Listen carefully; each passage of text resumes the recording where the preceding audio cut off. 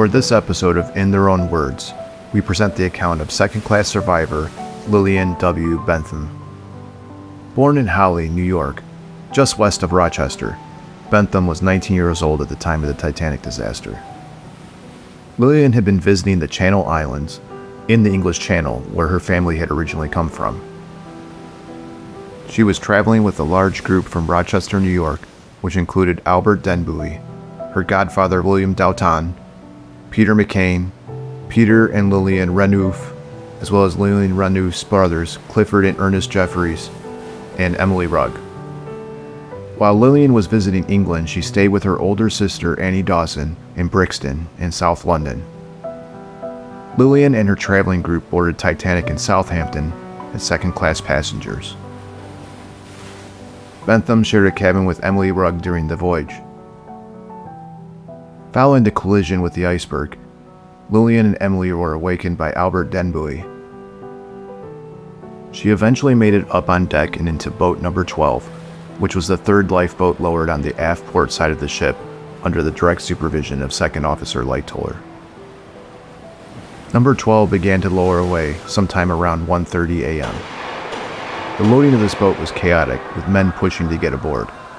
Only moments before number 12 began lowering, Fifth Officer Lowe was forced to fire shots at the neighboring boat number 14 to stop men from rushing it. A port list had begun to develop as boats number 14 and number 12 were prepping for loading. This caused the gap between the side of boat number 12 and the edge of the boat deck to increase as the boat swung away from the ship's hull. Lillian recalled passengers being tossed across this gap, herself included. When lowered away, boat number 12 had approximately 42 occupants aboard. Once afloat, boat number 12 tied up with several other lifeboats in what became known as Lowe's Flotilla. The fifth officer then transferred 11 additional passengers into number 12 from boat number 14. Later in the morning, boat number 12 rescued 16 of the survivors atop the upturned collapsible B, including Second Officer Lightoller, with the remainder being pulled aboard boat number 4.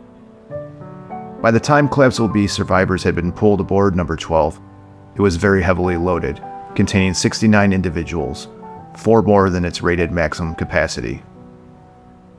Lillian mentions these cramped conditions in her accounts. As wind and waves picked up in the early morning, freezing water splashed into the boat, accumulating at the bottom with passengers' feet resting in it. While in boat number 12, Lillian comforted mess steward Cecil Fitzpatrick, who had clung to the upturned collapsible B. Freezing from the cold water, Bentham wrapped her fur coat around Fitzpatrick, saving his life. Fitzpatrick notably saw Captain Smith and Thomas Andrews enter the water together as Titanic's boat deck began to submerge. Sadly, all of the men in Lillian's traveling party died during the sinking, with Bentham, Emily Rugg, and Lillian Renouf all surviving in boat number 12.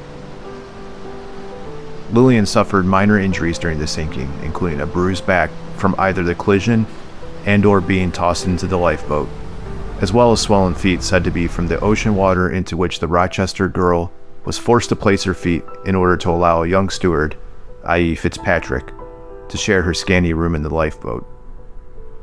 Bentham returned to her parents' home at 11K Terrace in Rochester after the disaster.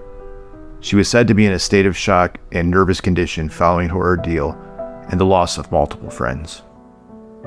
The following account by Lillian Bentham is an amalgamation of parts of 4 separate, real accounts which she gave, both in 1912 and in later years. By merging the statements in these 4 accounts, we can enjoy a fuller picture of what she experienced, all in one place, than would otherwise be possible. With no further ado, we present the story of Lillian Bentham, as narrated by Tessa Layton.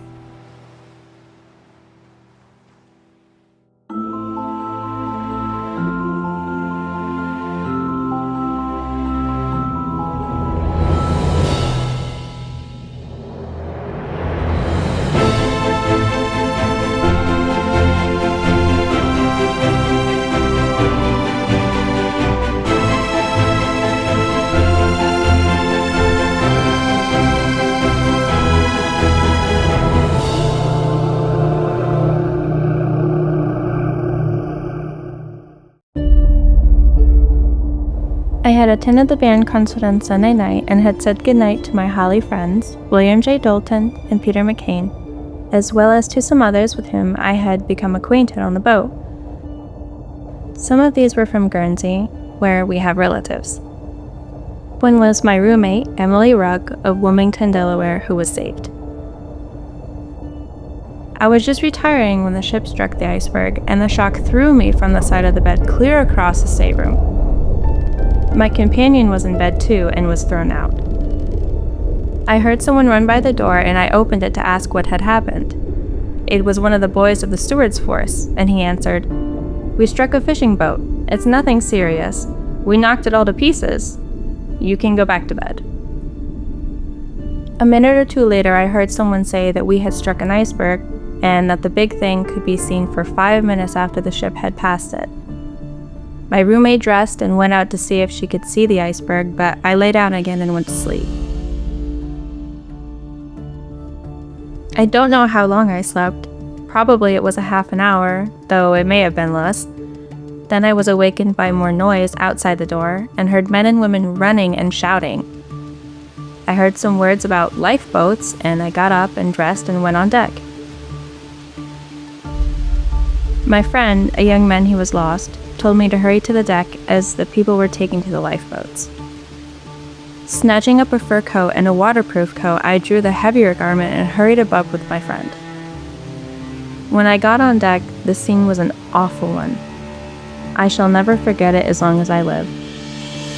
I can see it now and cannot get it, and what came afterward, out of my mind. The women and children were crowded together on both sides of the ship and were being put over the sides into the lifeboats. There were some men among them, mostly helping the women along, bidding them a goodbye and cheering them up. The rest of the men were crowded together, some kneeling down and praying, others standing like statues. The men especially seemed to be crazed. They wanted to get into the boats, and the officers would not let them. The ship's officers and some men of the crew had pistols in their hands and ordered the men to stand back and let the women and children go first. Some men, mostly foreigners I think, tried to jump over the sides into the boats. Every time a steerage passenger made a move toward the boats, he was shot.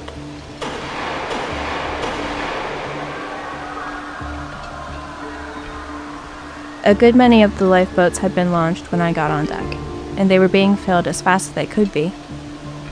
The way they filled them was by having one of the ship's men stand in the lifeboat and another throw him the women and children one at a time.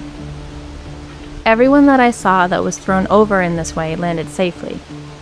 No man was allowed to jump into the lifeboats ahead of the women, at least none that I saw.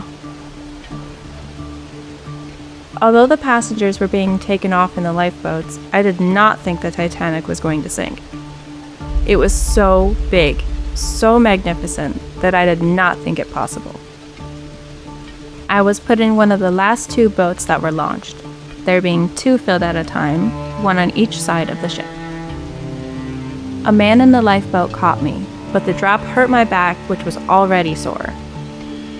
Just as our boat was launched, the captain called out, "Now, every man for himself. She's going down." A man jumped from an upper deck and landed in our boat just as we pulled away. I recall that the officer on deck shouted to the seaman in charge of the lifeboat to pull away quickly, that the Titanic was going down, and the suction would pull us under.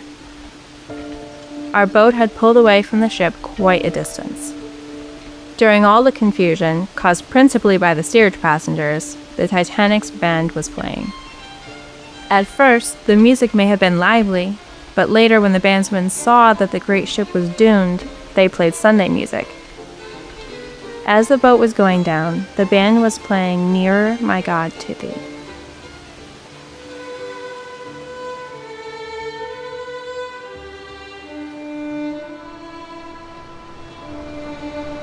I saw lots of men on the decks of the doomed ship, kneeling in prayer while others were yelling and rushing about. All the lifeboats were gone at that time, and everyone aboard seemed to realize that the Titanic would sink very soon.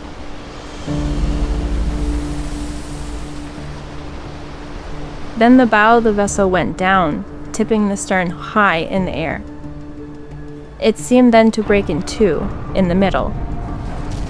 And then the whole thing sank, and there was nothing in sight except the lifeboats, the ice, and the swarms of men and women in the water trying to keep afloat by life preservers and bits of wreckage.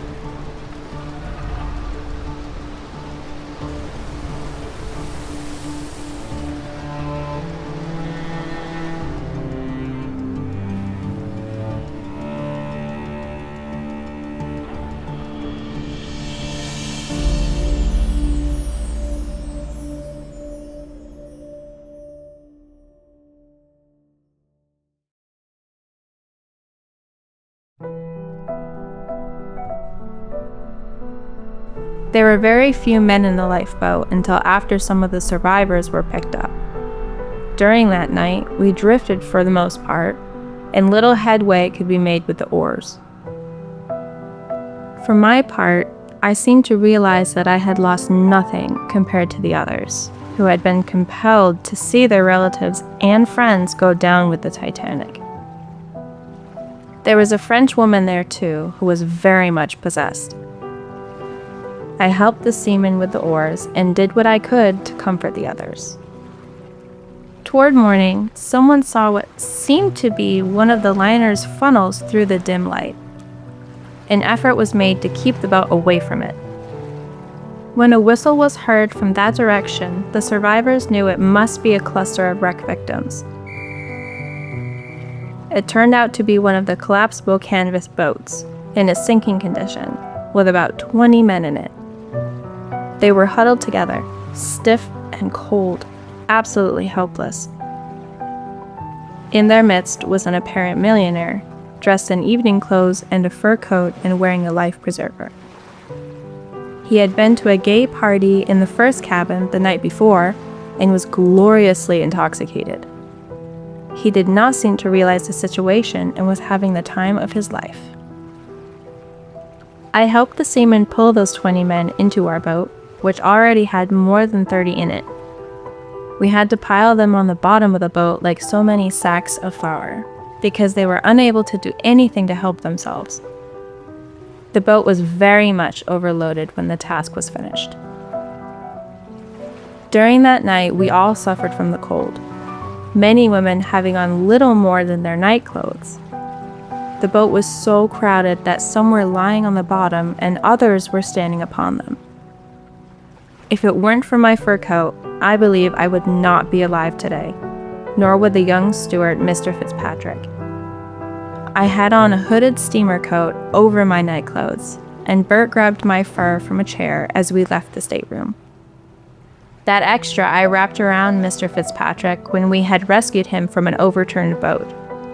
In gratitude, the steward gave me the tiny scout whistle from his belt. He had blown it all night in an effort to call some other boats to their aid. How there could have been a collision, I don't know, for you could see everything plain enough, I thought. But it was very fortunate that it was so still. If it hadn't been, our boats would not have been able to pick up many of the swimmers, and the boats would have been scattered or sunk. Our boat was one of the 5 that were tied together under the order of the ship's man who was in command. This was to make a larger showing on the water so that we could be seen by a passing vessel. One died in our boat. Toward morning, the wind freshened, and the boats, which had been lashed together, tossed dangerously and crashed against one another, so they were cut apart. Then the lifeboats separated and drifted in all directions. When morning came and we could see no ship, we felt very much discouraged, for we thought help would surely come. That was the most beautiful sunrise I have ever seen. The sun came up like a great ball of fire, casting its rays on a large iceberg behind us, causing the berg to glisten like gold. And then, far off in the distance, we saw smoke, thin and indistinct at first, but gradually coming nearer. Then we made out what it was. It was a ship, answering the SOS call. It was the Carpathia. Talk about your thrill of a lifetime. To me, and I guess to all of the others in that boat, that was the most wonderful ship in the world. Then our hearts sank with terrible fear as the ship disappeared. We were sure we were lost, but it came into view again and hope revived. Several times it did that. We did not know at that time that the Carpathia was steaming about the ocean, picking up the survivors from the different lifeboats that had been so widely scattered. It finally came to our boat and we were lifted on deck. They used ropes with a seat on it for the adults. The children were pulled up in rope baskets. We were given every care on the Carpathia, and it must have been a task for that ship to get us all back to New York, for the Carpathia is a small boat and was greatly overcrowded. They treated us like hospital patients on board, giving up their rooms to us, giving us hot drinks, brandy, and such food as we could stand after being rubbed down thoroughly. Many of the survivors were in a shattered condition, and some died on their way in. Everyone blamed the captain for the accident. He was trying to break the record for speed. From Saturday noon until Sunday noon, the ship had made 546 miles. Before the accident, I heard him say to one of the men, "We are going to make it 550 today." If we had been running slowly, the ship and all on board would now be safe.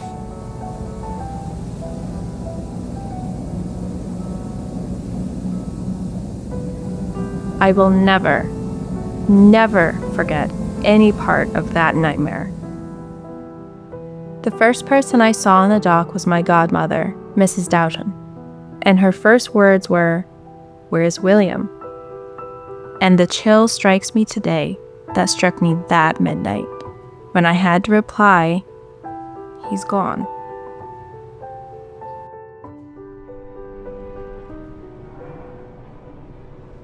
No, I'm not averse to another ocean voyage, although I have not been on one since, for I realized that the sinking of the Titanic was the world's greatest marine disaster. Its like probably never will happen again. But I would not care to go through it again. Perhaps next time I would not be so fortunate.